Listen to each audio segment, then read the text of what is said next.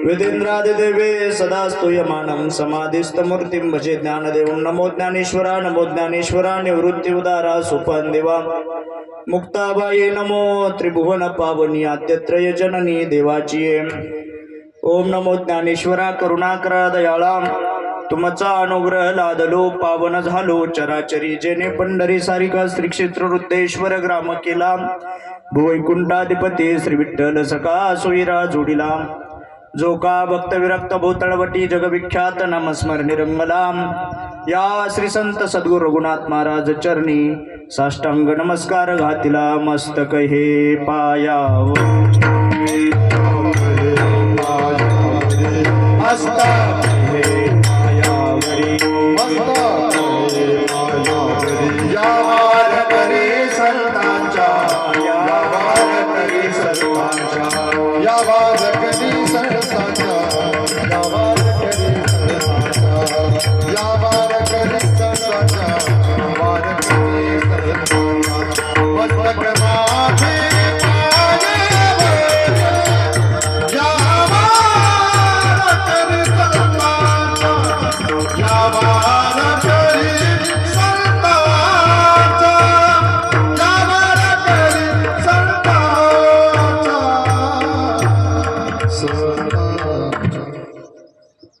मस्तक हे पायावरी या वारकरी संतांच्या उभारिला हात जगी जान बली मात देव बैसले सिंहासनी आल्या याच का पुरेदनी विठ्ठला विठ्ठला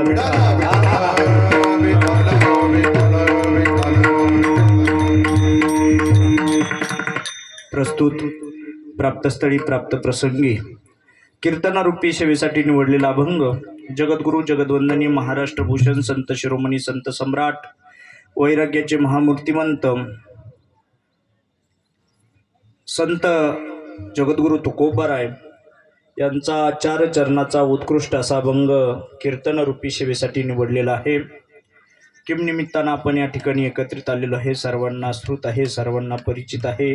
महारुद्र हनुमंतरायांच्या आणि मारुतीरायांच्या या मूर्ती प्राणप्रतिष्ठाच्या निमित्तानं दिनांक 24/4/2025 पासून एकादशीच्या शुभ मुहूर्तावरती आणि द्वादशीच्या शुभ मुहूर्तावरी हरिकीर्तन सविस्तर असं सकाळी 24 तारखेला कालच सकाळी 9 ते 11 मूर्ती मिरवणूक झाली. सकाळी 11 नंतर पुण्य वाचन झालं, मातृका पूजन झालं, नांदी श्राद्ध झालं, योगिनी तथा वास्तू सर्वतो भद्रमंडल पूजन, नवग्रह अग्निस्थापना पूजन, मूर्तीची जलाधिवित दुपारी 2 नंतर होम हवन, मूर्तीचा धान्यात त्या ठिकाणी मूर्ती ठेवली. शय्या दिवस मूर्तीला स्थापन वन्यास असा हा दुपारी 4 वाजता मूर्तीला धान्यामध्ये त्या ठिकाणी ठेवण्यात आलं. संध्याकाळी महाआरती झाली आणि आज सकाळच्या सत्रामध्ये स्थापित देवता हवन मूर्तीचा त्या ठिकाणी ब्राह्मण काकांच्या हस्ते त्या ठिकाणी अग्नी होम हवन झालं आणि अग्नी होम हवन होऊन त्या ठिकाणी आपली मूर्ती त्या ठिकाणी देव बैसले सिंहासनी या उक्तीप्रमाणे आपण त्या ठिकाणी स्थानापन्न केली. आजचा द्वितीय दिवस आणि त्या निमित्तानं हरिकीर्तनाचं आयोजन ज्यांनी ही सेवा माझ्याकडे दिलेली आहे आमचे परमार्थ स्नेही हरिभक्तीपरायण कृष्णा भाऊ दिंडे यांच्या माध्यमातून खऱ्या अर्थाने ही सेवा माझ्याकडे आलेली आहे. मागे 1-2-3 महिन्यापूर्वी त्यांच्या वडिलांच्या पूज्य पिताश्रींच्या तृतीय पुण्यस्मरणाच्या निमित्तानं मी आलेलो आणि त्याच वेळेस त्यांनी सांगितलं होतं की तुम्हाला कधीतरी परत एखाद्या वेळेस मी संधी देऊ, तुम्ही ह्या वेळेस संधीचं सोनं केलेलं आहे आणि म्हणून परत तुम्हाला कुठंतरी संधी देऊ. त्या निमित्तानं कृष्णा भाऊंनी दिलेलं मला निमंत्रण, कृष्णा भाऊंना सुद्धा वंदन. या ठिकाणी मृदुंगाचार्य हरिभक्तीपरायण आमचे बंधुराज अक्षयजी महाराज नागवडकर त्यांनाही माझं वंदन.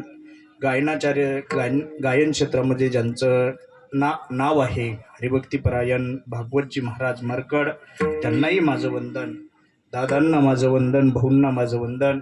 आमचे चुलते हरिभक्तीपरायण दिलीपजी महाराज गडकर यांनाही माझं त्या ठिकाणी वंदन. विनेकरी आहेत, सर्व वयोवृद्ध तपोवृद्ध आणि ज्यांची साऊंड सिस्टीम आहे नानाभाऊ कायम मला भेटतात.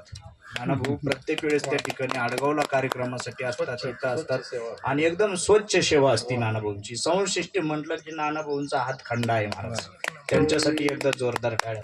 तुम्ही जर सांगितलं असतं ना त्यांना अजून एखादा पडद्या समोर, तर त्यांनी लगेच दिला असता, पण तुमचं नियोजन थोडं त्यांना वाटलं. पण चला, तोडकी मोडकी सेवा भगवंताला प्रिय असते आणि या जगाचा नियम आहे महाराज. ही सृष्टी ज्याने निर्माण केलेली आहे पंढरीश पांडुरंग परमात्मेने. सेवा करून घ्यायची जर ठरवलं ना त्याने, कुठल्याही परिस्थितीत ती सेवा होत असते. आणि म्हणून हा खऱ्या अर्थाने आपल्यासाठी दुग्ध शर्करा योग समजावा आपण. खरंच अतिशय सुंदर अशी मूर्ती प्राणप्रतिष्ठा हनुमंतरायांची या ठिकाणी झालेली आहे. वाघमोडे परिवार असेल यांच्या वतीनेच झाली ना, वाघमोडे परिवारांच्याच वतीने या ठिकाणी ही सेवा संपन्न होत आहे. हनुमंतरायाची प्राणप्रतिष्ठा या ठिकाणी झालेली आहे आणि म्हणून त्या परिवाराला सुद्धा द्यावेत तेवढे धन्यवाद. तुम्ही सर्व दिंडेवाडीकर ग्रामस्थ या ठिकाणी उपस्थित आहेत, तुम्हालाही द्यावेत तेवढे धन्यवाद थोडे. आणि ज्यांची या ठिकाणी ही कीर्तन सेवा त्या ठिकाणी प्रेक्षेपित करल्या जाते, यूट्यूबला पडणार आहे, लाईव्ह यूट्यूबला आपली कीर्तन रूपी सेवा सुरू आहे. हरिभक्तीपरायण दत्तात्रय महाराज भालेराव यांची ही वैष्णव कीर्तन या ठिकाणी चॅनल आहे, यूट्यूब चॅनल. त्या चॅनलला सबस्क्राईब करा, बेल आयकॉनचं बटन दाबा. चॅनलही गोड, माणूसही गोड आहे महाराज. असे माणसं भेटणं दुर्मिळ असतं. त्यांचा किती छोटा कार्यक्रम असू दे तरी त्यांची ती धडपड सुरू असते. त्यांना आनंद आहे त्या गोष्टीमध्ये. आणि म्हणून तुम्हालाही माझं वंदन. माता माऊली पितृतुल्य श्रोते सज्जन सर्वांना वंदन करतो. एखाद्याचं नाव जर घेतलं तर मी म्हणायचं शिरपतराव आणि ती निघायची गणपतराव. अशातला काही आदर्श घोटाळा होऊ नये म्हणून माता माऊली पितृतुल्य श्रोते सज्जन सर्वांच्या चरणरविंदावरती नतमस्तक होतो. आणि कीर्तनरूपी सेवेसाठी जो अभंग निवडलेला आहे, हाताने टाळी वाजवू नका, मुखाने विठ्ठल विठ्ठल म्हणू नका. हा, तुम्ही म्हणताल या महाराजांचा काही वेगळाच नेम आहे का? हाताने टाळी वाजवू नका, मुखाने विठ्ठल विठ्ठल म्हणू नका. मी तुम्हाला 1 तासामध्ये गोड असं कीर्तन देतो, फक्त सर्वांगाचे कान करून कीर्तन ऐका. विठाला विठाला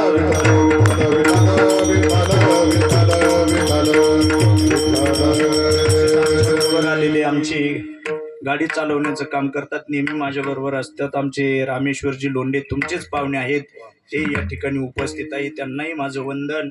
सर्वांना माझं वंदन. दादा, भाऊ, काका, बाबा, आजोबा सर्वांना वंदन करतो. कारण आता आमची पिढी तिथं पण तुमच्याच गावामध्ये चालू आहे आणि इथं पण तुमच्याच गावामध्ये सुरू आहे. आणि म्हणून तुम्हाला सर्वांना वंदन करतो. कारण तुमचे जो परिवार आहे, तुमचे जे म्हणजे जो समाज आहे, माणसं सांभाळण्याचं काम तुमच्या समाजाने करावं. आणि धार्मिकता सुद्धा तुमच्या समाजामध्ये 1 नंबरची धार्मिकता आहे. आमच्या गावामध्ये त्या ठिकाणी 5-6 सप्ताह होतात, सगळे मोठाले सप्ताह होतात, सगळे मोठाले. आणि आता परत नारळी सप्ताहाचं नियोजन आहे 5-5ला लगेच नारळी सप्ताहाचं नियोजन आहे. 40 ते 50 लाखाचं नियोजन आहे. शृंग ऋषी गडाचा हा नारळी सप्ताह आहे. हरिभक्तीपरायण परमपूज्य आदरणीय गुरुवर्य महंत सुरेशानंदजी महाराज कोळेकर यांच्या पावन अशा उपस्थितीमध्ये हा नारळी सप्ताह, शृंग ऋषीगडाचा पहिलाच नारळी सप्ताह त्या ठिकाणी संपन्न होत आहे. तुम्हाला कीर्तनाच्या अगोदर माझ्याकडनं सर्वांना येण्याचं निमंत्रण देतो आणि कीर्तन रूपी सेवेला सुरुवात करतो. विठाला विठाला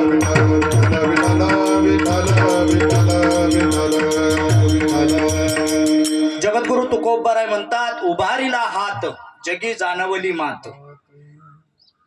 जगद्गुरु तुकोबारायने हात वर केला आणि जगाला संदेश दिला. हात वर करून जगाला संदेश दिला. उभारीला हात जगी जाणवली मात. जगाला संदेश दिला. तो संदेश कोणता दिला? हा शुभ संदेश दिला, हिताचा संदेश दिला. देव बैसले सिंहासनी, आल्या याच का पुरे धनी. आज काय झाला? देव आपला सिंहासनावरती आरूढ झाला. म्हणून देव बैसले सिंहासनी, आल्या याच का पुरे धनी. एकाच्या कैवाडे तो देव कसा आहे? एकाचा जरी प्रश्न असला परंतु तो अनेकांना उत्तर देतो. या जगाच्या पाठीवरती असा एकही प्रश्न नाही सज्जनांनो, मायबापांनो, या जगाच्या पाठीवरती असा एकही प्रश्न नाही की त्याला उत्तर नाही. सगळ्या प्रश्नाला उत्तर, सगळ्या प्रश्नाला उत्तर आहे. तुम्हाला ताप येऊ द्या, तुम्हाला ताप येऊ द्या, तापेवरती इलाज आहे. तुम्हाला शुगर होऊ द्या, शुगरवरती दवाखान्यामध्ये इलाज आहे. बरोबर आहे. खोकला येऊ द्या, त्याला सुद्धा इलाज आहे. असे जगातले कोणतेच प्रश्न नाही की त्याला इलाज नाही असा नाही. जगातल्या सर्व प्रश्नांना उत्तर हे ठरलेलं आहे. आणि म्हणून एकाच्या कैवाडे उगवी बहुतांच्या कोडे. एक जरी प्रश्न असेल परंतु अनेकांच्या प्रश्नाचं निर्धारण करणारा कोण आहे? देव आहे. एकाच्या कैवाडे उगवी बहुतांचे कोडे, दोही ठाई तुका नाही पडू देत चुका. दोही ठाई म्हणजे आपण शंका निर्माण केली, शंका निर्माण करणारे आपण आहोत, निमंत्रण देणारे आपण आहोत. या दोघांचंही समस्येचं निर्धारण करणारा कोण आहे? देव आहे. दोन्ही ठाई तुका नाही पडू देत चुका. आपल्या दोही समस्याचं निर्धारण करणारा देव आहे. ह्या झाल्या अभंगाच्या ठळक बातम्या.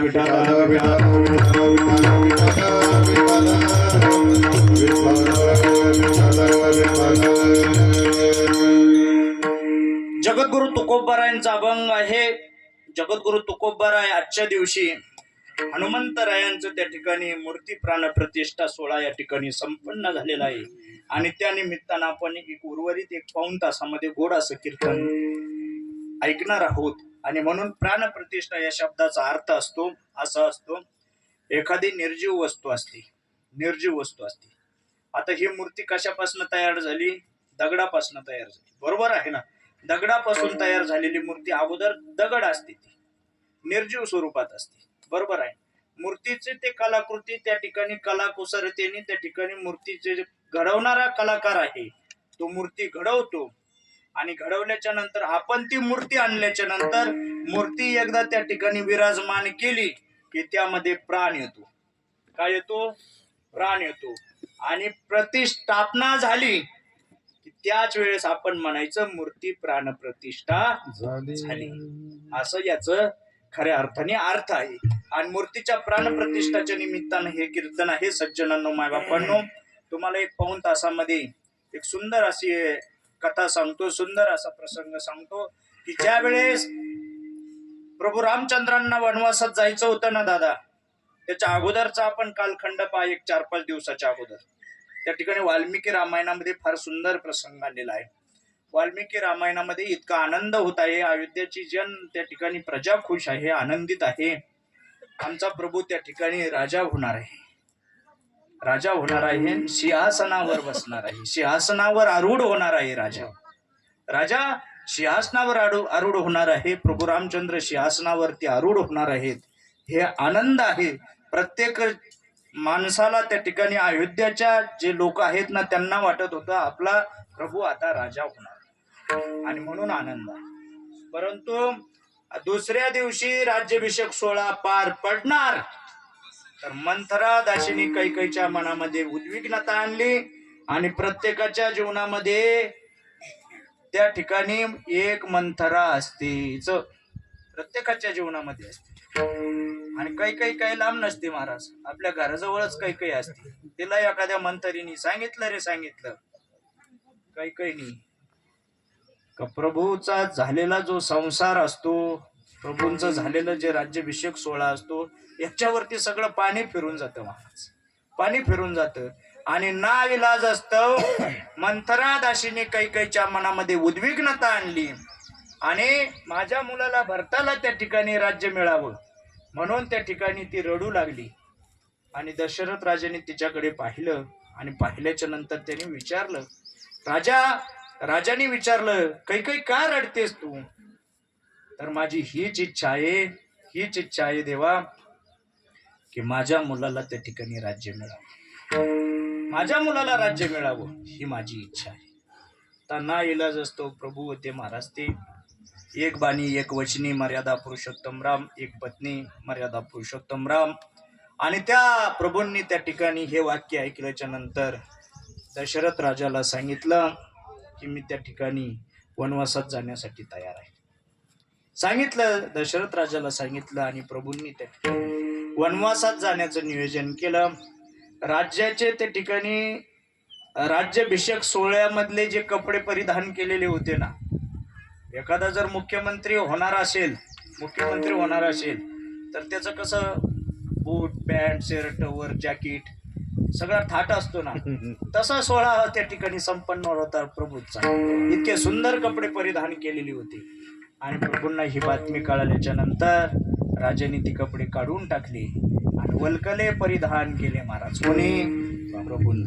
प्रभूंनी त्या ठिकाणी आपल्या आईच्या ज्या शब्दा खातीर आहे, कैकई म्हणजे आईच आहे ना, त्या कैकईने सांगितलेला जो वर आहे ना, त्या ठिकाणी ते मी मानला पाहिजे.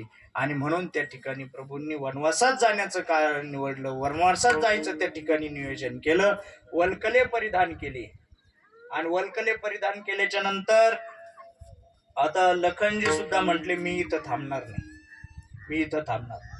भरतजीला त्या ठिकाणी गादीवर बसवण्यासाठी निमंत्रित केलं. भरतजी सुद्धा म्हटले मी गादीवर फक्त त्या ठिकाणी प्रभूंच्या ज्या पादुका आहेत ना, त्या पादुका ठेवीन आणि मी सुद्धा मामाच्या गावाला निघून जाईल. शत्रुघ्नाला बोलवलं. शत्रुघ्न सुद्धा म्हटला मी सुद्धा मामाच्या गावाला निघून जाईल. ही गादी प्रभूंची आहे. पावर का भावाभावाचं प्रेम महाराज. भावाभावाचं प्रेम पहा आपल्याला शिकण्यासाठी आहे. हे कीर्तन आपल्याला शिकवण्यासाठी आहे. का आपण यातनं काहीतरी शिकलो पाहिजे. या कीर्तनातून आपण काहीतरी घेतलं पाहिजे. भावानी भावासंग कसं वागावं हे रामकथा शिकवते आपल्याला. बरोबर आहे. प्रभू वनवासाला निघालेत. लखनजींनी सुद्धा वल्कले परिधान केलेत. लखनजी सुद्धा म्हणतात भैया मला सुद्धा तुमच्या बरोबर येऊ द्या. हे रामायण शिकवतं महाराज. भावाने भावासोबत किती प्रेम करावं, भावाने भावासंग कसं राहावं. 14 वर्ष वनवासात गेला महाराज लखनजी. कुणासाठी गेला? भावासाठी गेला महाराज. भावासाठी. माझा मुद्दा हा आहे, आपला जर सख्खा भाव असेल आणि जमिनीच्या वादावरून आपल्याला एखादा भाव जर कचेरीत पाठवत असेल तर हे आपलं दुर्दैव आहे. हे आपलं काय आहे? दुर्दैव आहे. आणि म्हणून सज्जनांनो, बायबापांनो, आजचं कीर्तन आपल्याला हे शिकवतंय की खऱ्या अर्थाने भावाने भावासाठी काय केलं पाहिजे, भावाने भावासाठी काय दिलं पाहिजे आणि भावाने भावासाठी किती समर्पित भावना निर्माण केली पाहिजे. हे आजचं आपल्याला कीर्तन शिकवतंय. विठाला विठाला.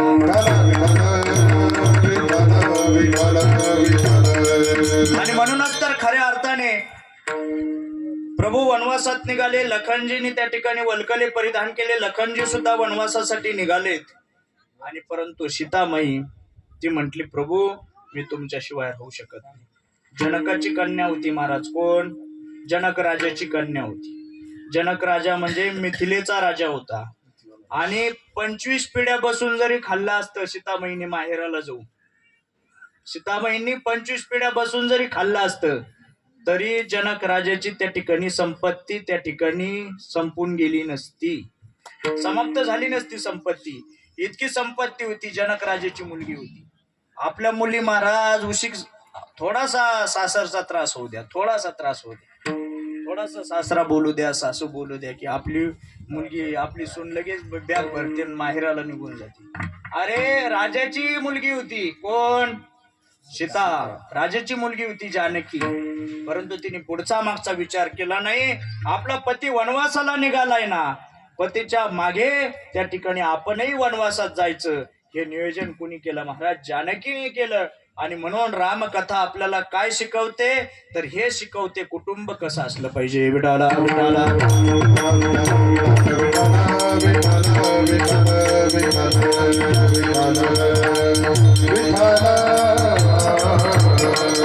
आणि म्हणून रामायणातला आपण प्रसंग पाहिला.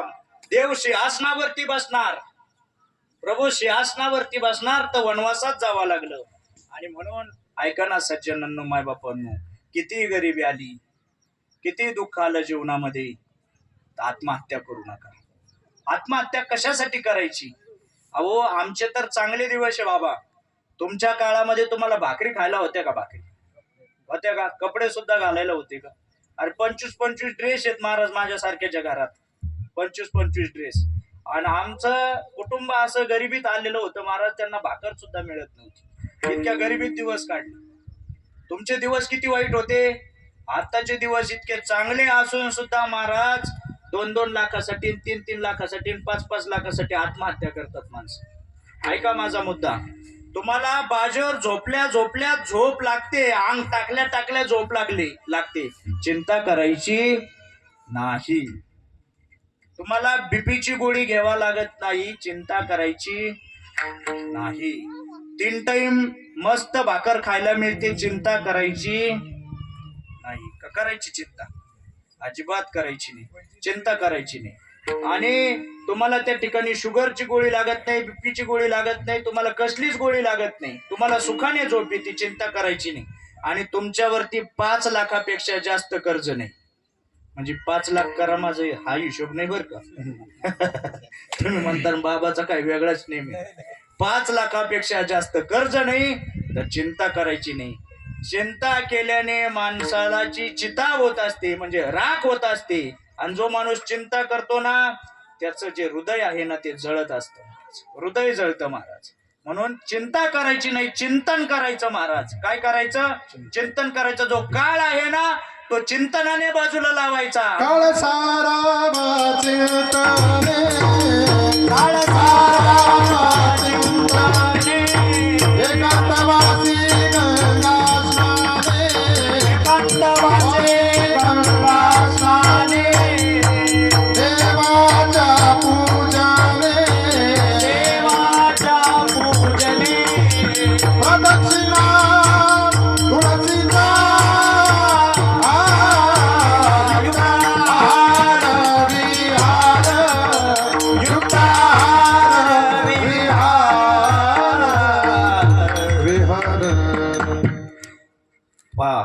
प्रमाण सुद्धा एकदम प्रमाणात दिलं. आणि असं जर प्रमाण असलं ना तर प्रमाणाला धरून कीर्तन चालतं महाराज. नाहीतर काही काही ठिकाणी आता इथं 2-3च टाळकरी, यांना दोघांना तर माग सुद्धा म्हणता येत नाही. एकटेच युद्ध करू राहिले. बरोबर आहे ना? हीच तर खरी परीक्षा असते बरं का परमार्थाची महाराज. परमार्थाची ही परीक्षा असते. एखादा कसा दिवस येईल ही सांगता येत नाही. एखाद्या दिवशी आपण हातीवरती बसून जाऊ, एखाद्या दिवशी आपल्याला पायी पायी पण चालावं लागेल. समयाचे सादर भावे, समयाचे सादर भावे, जेवढे दिल तैसे राहावे, जेवढे दिल तैसे राहावे, समयाचे सादर भावे, समयाचे सादर भावे. आपण जशी समय सूचकता असेल तसं आपण जीवन जगलो पाहिजे. इथं 200-300 लोक नाहीत म्हणून आपण कीर्तन करायचं नाही का? केलं पाहिजे महाराज. आपला तो आनंद आहे. 5 जरी लोक आपल्या समोर असली तरी आपण कीर्तन केलं. या नियमाने जो माणूस चालतो, जसं समय असेल तसं आपण त्या ठिकाणी एकदम मस्त मस्त जीवन जगायचं महाराज. आणि जीवन हे पुन्हा पुन्हा नाहीये, हे एकदाच आहे. हे कसं आहे? एकदाच मिळालेलं आहे ना आपल्याला येणार शरीर. बरोबर आहे ना? हे पुन्हा मिळणार आहे का? नाही मिळणार. म्हणून या जीवनामध्ये आपण आनंद घ्यायचा आणि इतरांना सुद्धा आनंद द्यायचा. पूर्वीच्या कविता फार सुंदर होत्या महाराज. खरा तो एकची धर्म, जगाला प्रेम अरे पावे. किती सुंदर कविता होती महाराज, किती सुंदर कविता. तुमच्या काळामध्ये बाबा किती सुंदर कविता होत्या. शर आला तो धावून आला काळ, विहळला श्रावण बाळ. काय सुंदर कविता होती. मी 10वीला असताना मला एक कविता होती. सर्वात्मका शिव सुंदरा, स्वीकार या विवादना, तिमिरातुनी तेजाकडे प्रभुआ मुचाने जीवना. किती सुंदर कविता होती महाराज. आत्ताच्या कविता जॉनी जॉनी यस पप्पा, इटिंग शुगर नो पप्पा, टेलिंग लाईस नो पप्पा, आणि ओपन युअर माउस हा हा. आता ही कविता आहे सगळी हा झाली. जेव्हा बापाला नाईला घराच्या बाहेर काढतो का तेव्हा म्हणतो इंग्रजीचा परिणाम आहे. विठाला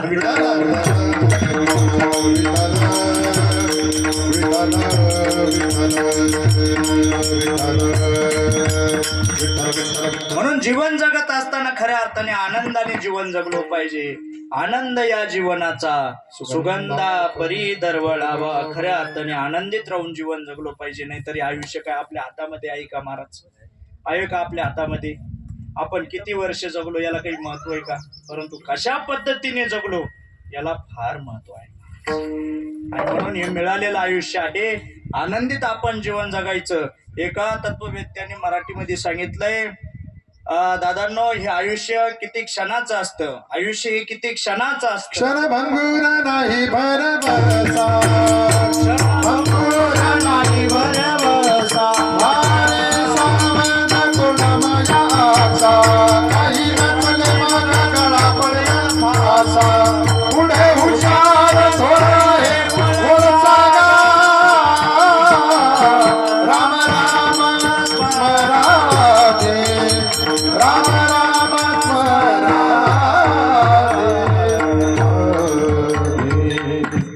अल्प आयुष्य मानव देह, क्षणभंगुर नाही भरवसा. वारे सावध तोडा माया आशा, काही नचले मग गळा पडेल फासा. पुढे हुशार आहे थोर वळसा गा. आयुष्य आपल्या हातामध्ये नाही, परंतु चांगलं जगणं मात्र आपल्या हातामध्ये आहे का नाही? बाबा, तुम्ही पूर्वी घरामध्ये जर जेवत असला घराच्या पडवीत, तर समोरून रस्त्यावरून जाणाऱ्या माणसाला जेवणासाठी बोलवत होता. बाबर का किती आनंद होता महाराज. खाण्यासाठी भाकर नसायची, पण समोरच्याला बोलवण्याची तुमची त्या ठिकाणी काय होती? इच्छा होती समोरच्याला बोलवण्याची जेवणासाठी. बरोबर आहे ना? आज महाराज लोक इतके बदललेत, दरवाजे लावून जेवायला लागलेत. हो, शोकंती काही विठाला विठाल.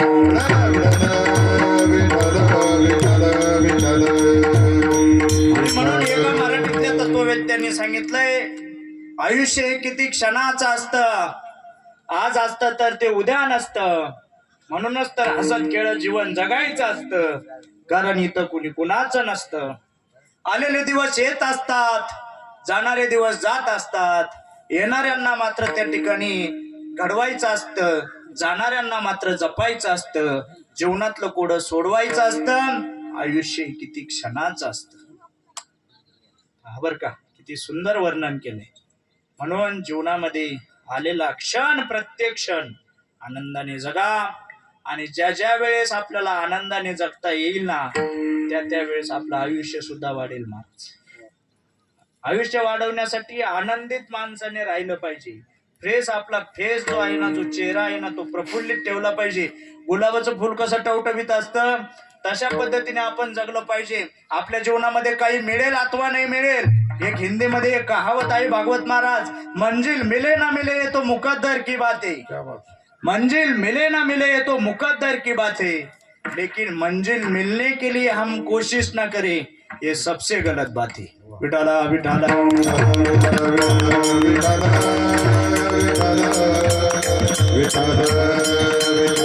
आणि म्हणून जगद्गुरु तुकोबारायचा विचार जर आपण केला, तर जगद्गुरु तुकोबारायांनी त्या काळामध्ये 16व्या शतकामध्ये इतका त्रास दिला समाजाने, इतका त्रास दिला. जगद्गुरु तुकोबाराय थांबलेत का? का थांबायचं? समाजाकडे पण थांबायचं का? एखादा जर म्हणत असेल ना, तुला चांगलं म्हणता येत नाही, थांबायचं नाही महाराज, अजून 2 वर्षांनी चांगलं म्हणता येईल. एखादा जर म्हटलं ना, तुमची शूटिंग व्यवस्थित होत नाही, 2 वर्ष थांबा. 3ऱ्या वर्षी लोक आपल्याकडे आले पाहिजे. आणि आपल्याकडे येण्यासाठी आपण साधन निवडलं पाहिजे महाराज. आपली क्वालिटी आपण दाखवली पाहिजे. एक तत्ववेत्ता असं म्हणतात इंग्रजीमध्ये, attractiveness tact of this courses and rewardment. आपला सुद्धा गौरव झाला पाहिजे, कुठंतरी आपलं सुद्धा कौतुक झालं पाहिजे. आणि त्या कौतुक त्याच वेळेस होत असतं. आपण कौतुकास्पद कार्य ज्या वेळेस करतो त्यावेळेस आपलं कौतुक होत असतं. विठाला विठाला. दुर्गादेवी नामाचा दुष्काळ पडला, संसाराची वाताहत झाली. मंबाजींनी काठीने मारलं. रामेश्वर भट्टांनी त्या ठिकाणी, रामेश्वर शास्त्रींनी त्या ठिकाणी गाथा पाण्यात टाकला. गाढवावरून धिंड काढण्यात आली. एका त्या ठिकाणी शिवबा कासाराच्या पत्नीने अंगावरती उकळतं पाणी टाकलं. तप्त झालेलं पाणी, तापलेलं पाणी अंगावरती टाकलं. जगद्गुरु तुकोबाराय थांबले नाही महाराज, थांबले नाही जगद्गुरु तुकोबाराय. जगद्गुरु तुकोबारायांनी देव आपल्या डोक्यावरती घेतला, एक टोपली घेतली, त्या टोपलीमध्ये देव घेतला. आणि समाजाला म्हणू लागले जगद्गुरु देव घ्या कोणी देव घ्या कोणी देव घ्या कोणी, देव घ्या कोणी, देव घ्या कोणी देव घ्या कोणी देव घ्या कोणी ऐका घर पोचुनी ऐका आला घर पोचुनी घर पोचुनी ऐका आला घर पोचुनी ऐका आला घर पोचुनी ऐका आला घर पोचुनी देव घ्या कोणी, देव घ्या कोणी, आयताला घर पुसोनी. जगद्गुरु तुकोबराय म्हणतात देव आता वाघमोडे वस्तीवरती आलाय. वाह वाघमोडे वस्तीवरती देव आलाय का नाही? आता त्या देवाला सांभाळणं तुमचं काम आहे. कसं सांभाळलं पाहिजे? त्याची सेवा झाली पाहिजे. संध्याकाळच्या वेळेस दिवाबत्ती झाली पाहिजे, अगरबत्ती लावली पाहिजे, दिवाबत्ती त्या ठिकाणी दिवा लागला पाहिजे. आणि सकाळच्या सत्रामध्ये त्या ठिकाणी सकाळच्या सत्रामध्ये देवाला त्या ठिकाणी सकाळच्या सत्रामध्ये पहाटच्या वेळेला 5च्या नंतर अभ्यंगाचं स्नान झालं पाहिजे.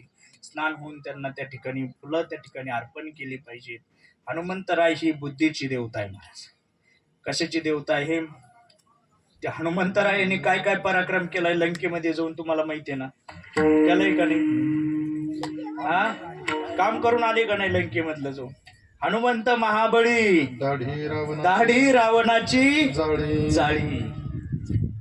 रावणाची दाढीच जाळली महाराज हनुमंतरायाने. रावण काय साम्राज्य सोपं होतं का रावणाचं महाराज? लंके माझी घरे ती किती ऐका सांगत तसे संख्या जैसे तैशी कोटी घरे जिथे काशेच तांबे शुद्ध कांचनांची 7 कोटी. आणि एवढं असून सुद्धा जगद्गुरु तुकोबराय म्हणतात तुका म्हणे ज्याची संपदा एवढी सांगता कवडी मेरी नाये सांगत कवडे मेरी नाये सांगत कवडे मेरी नाये सांगत कवडे तुका म्हणे ज्याची संपदा एवढी सांगत कवडे जय हो मेरी नाये सांगत कवडे तुका म्हणे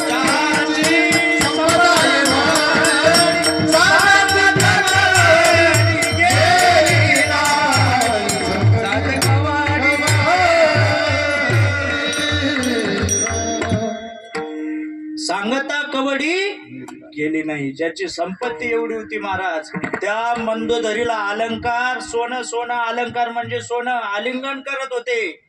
मंदोदरीला रावणाची जी पत्नी होती ना ती मंदोदरी तिला अलंकार आलिंगन देत होते महाराज, नमस्कार करत होते.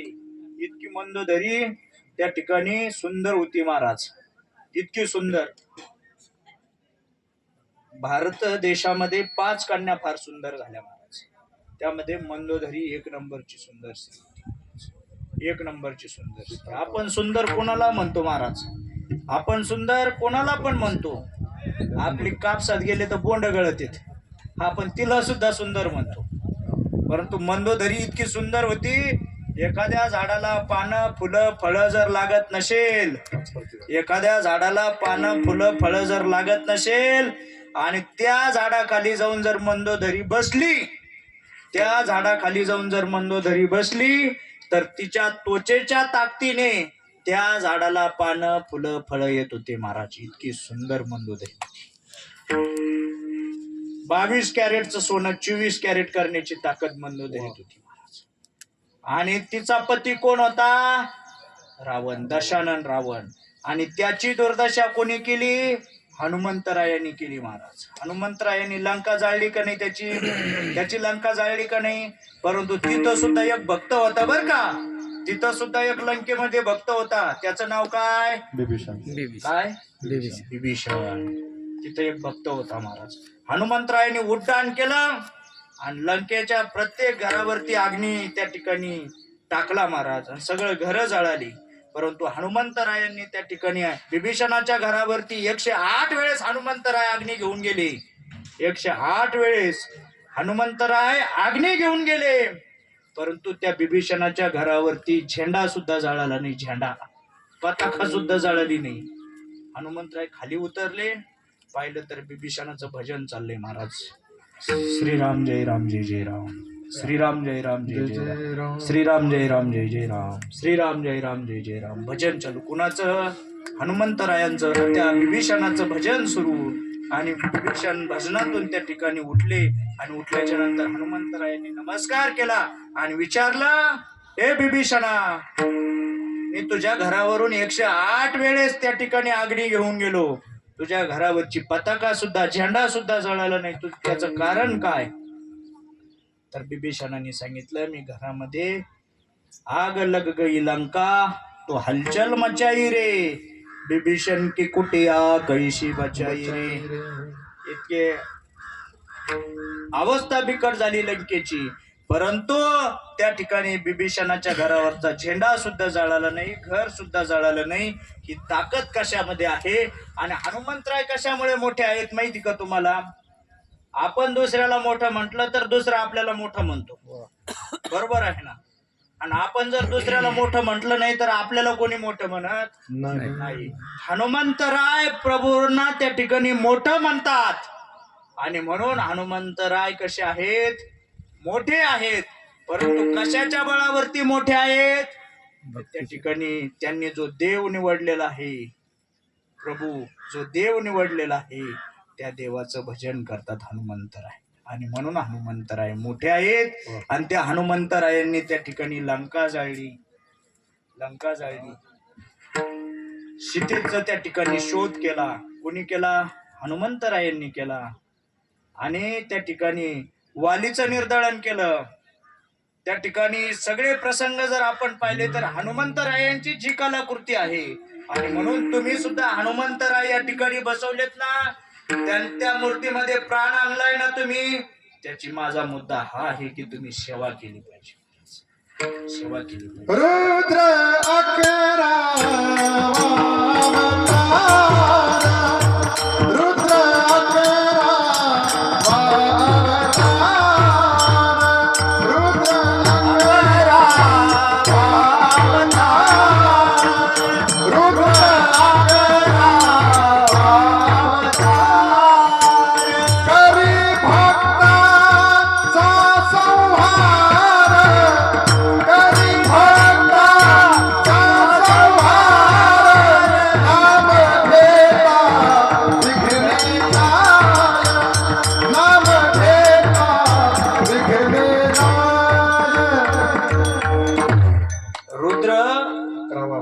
अकरावा अवतार. हनुमंतराय कसे आहेत? बुद्धीची देवता आहे.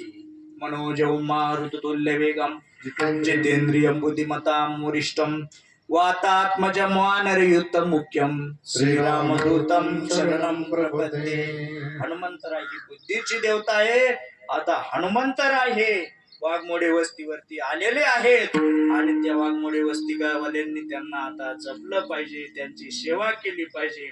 आणि सेवा भाव मनामध्ये ठेवून आपण दररोज सेवा कराच करा, परंतु दरवर्षी वार्षिक उत्सव आपण या ठिकाणी करा.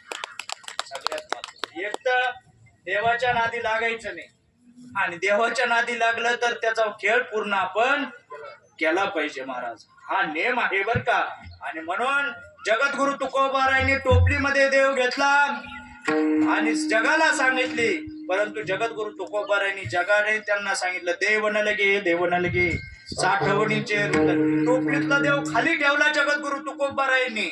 आणि मग जगद्गुरु तुकोबारायांनी हात वर केले आणि सगळ्या जगाला सांगितलं अभंगाचं पहिलं चरण. उभारला हात हात उभारला हात हात उभारला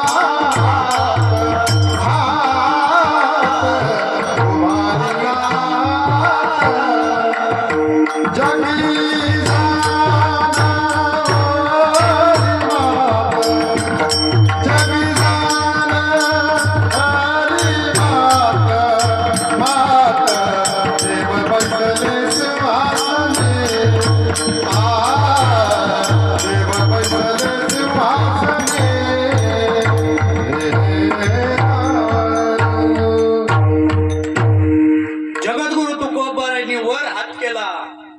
सगळ्या जगाला सांगितलं महाराज काय सांगितलं आता देव स्थानापन्न झाले देव बैसले सिंहासनी आल्या याच का पुरे धनी याचक म्हणजे काय मागणारा आता आपण मागतो का नाही देवाकडे मागतो का नाही हा थकीला पोरग झालं पाहिजे वाढावे संतान वाढावे संतान गृही भावे धनधान्य गृही भावे धनधान्य गृही भावे धनधान्य गृही भावे धनधान्य गृही भावे धनधान्य भावे धनधान्य आपण मागतो का नाही आता देणारा देव आहे बर का देणाऱ्याने देत जावे घेणाऱ्याने घेत जावे आता देणारा देव आहे आणि घेणारे आपण आहोत ऐका बर का मुद्दा आणि देव द्यायला लागला ना महाराज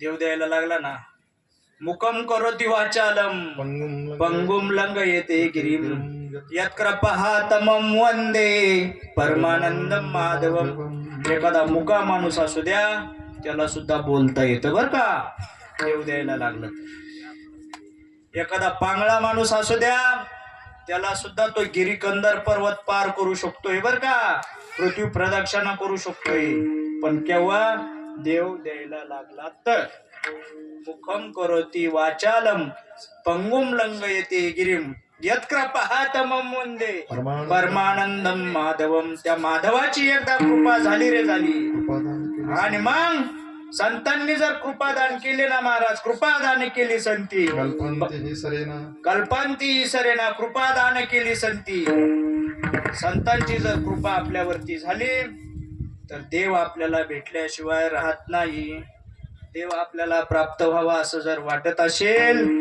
तर आपण तशी सेवा केली पाहिजे आपण सुद्धा देवाला दिलं पाहिजे आणि देव आपण दिल्याच्या नंतर देव आपल्याला देतो देणाऱ्याने देत जावे घेणाऱ्याने घेत जावे एक दिवस देता देता देता देणाऱ्याचे हात घ्यावे म्हणजे हात घ्यावे म्हणजे हात काटून घ्यावे बर का असं नाही बर का असं मुळातच नाही फक्त त्याच्या हातामधली जी समर्पण भावना आहे आपल्याकडे जे आहे ना हे जे 5 बोट दिलेत ना दादा हे 5 बोट आणि हे 5 बोट हे हात दिलेत ना हे कशासाठी दिलेले आहे सांगू का शास्त्र चिंतन सांगतो हस्तम पवित्रम यदि दान पुण्यम पादोम पवित्रम यदि तीर्थयात्रा हृदयम पवित्रम यदि नाम घोषो कंठ पवित्रम यदि ब्रह्मनिष्ठा आपल्या हाताची जी शोभा सांगितलेली आहे ना या 5 बोटामध्ये सोन्याच्या अंगठ्या घालण्यासाठी शोभा हा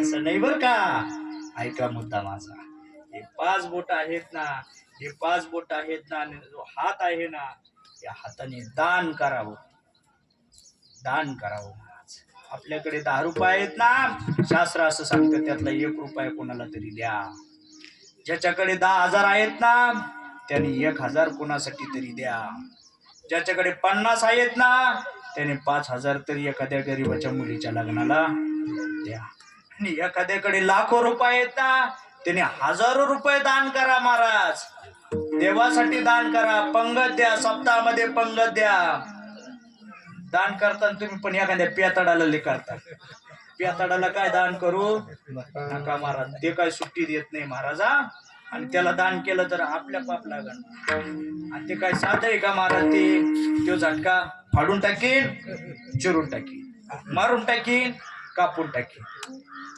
त्याचीच पॅन्ट खाली गेली त्याला वर वाढता येत नाही पण ते लोकाला काय म्हणतो फाडून टाकीन मारून टाकीन चिरून टाकीन कापून टाकीन अशी अवस्था आहे द्यायचं आपण दान देताना सुद्धा शास्त्राने सांगितले महाराज आपण सत्पात्रामध्ये दान केलं पाहिजे चांगल्या पात्राने दान केलं पाहिजे बर का देश चांगला असला पाहिजे भारत भूमी कशी आहे पवित्र आहे पवित्र तो देश पवित्र तो कुळ पावन तो देश जेथे हरीचे दास जन्म घेते पवित्र ते कुळ पावन तो देश या देशामध्ये हरीचे दास जन्म घेतात आणि म्हणून हा देश सुद्धा कसा आहे पवित्र आहे आणि ज्या कुळाने हा कार्यक्रम केलेला आहे ज्या कुळाने हा एवढा खटाटोप केलाय तिकडे डाळभट्टीची पंगत आहे महाराजांना दक्षिणा द्यायची, ब्राह्मण काकांना दक्षिणा द्यायची, इथं अन्नदान करायचं, इथं सगळ्यांना ज्ञानदान करायचं.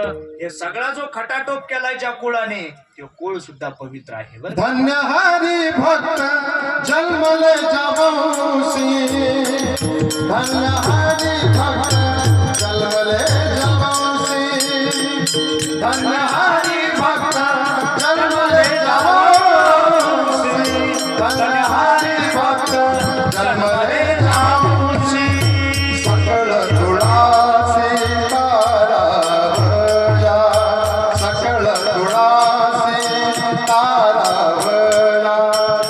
पाहती पूर्वज स्वर्गीची वाट, पाहती पूर्वज स्वर्गीची वाट, पाहती पूर्वज स्वर्गीची वाट, पाहती स्वर्गीची वाट.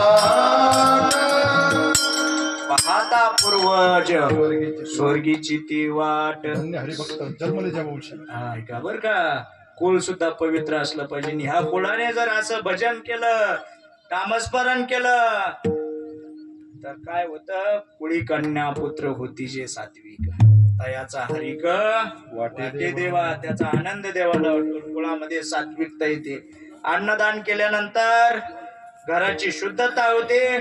चांगला देश पाहून अन्नदान केलं, आपण दान केलं, भूमिदान केली, अन्नदान केलं, जलदान केलं, तरी सुद्धा आपलं कुळ पवित्र होतं. मग आता हे कुळ पवित्र झालं बरं का. अन्नदान केलं, ज्ञानदान केलं, ते कुळ कसं झालं, पवित्र झालं. ऐका माझा मुद्दा आता मुद्दा माझा ऐका. या पवित्र कुळाने, या पवित्र कुळाने हा जो देव आहे हनुमंतराय, त्यांना त्या ठिकाणी सिंहासनावरती आरूढ केलं.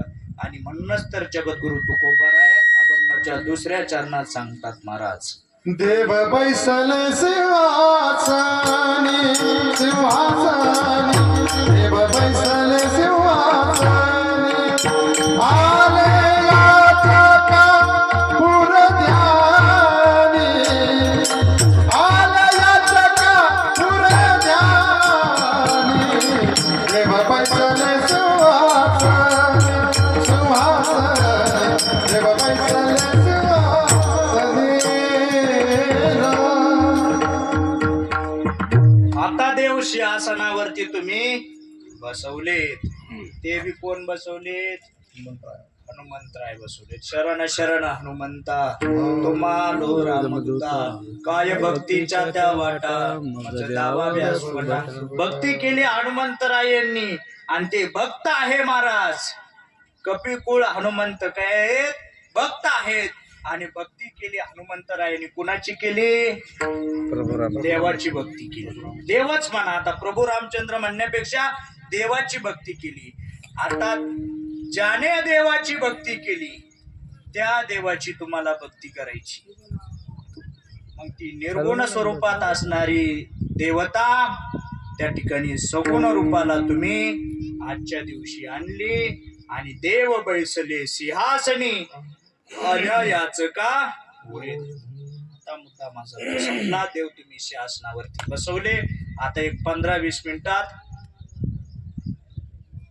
15 मिनिटं का, 15-20 मिनिटात आपली सेवा संपन्न होणार आहे बरं का.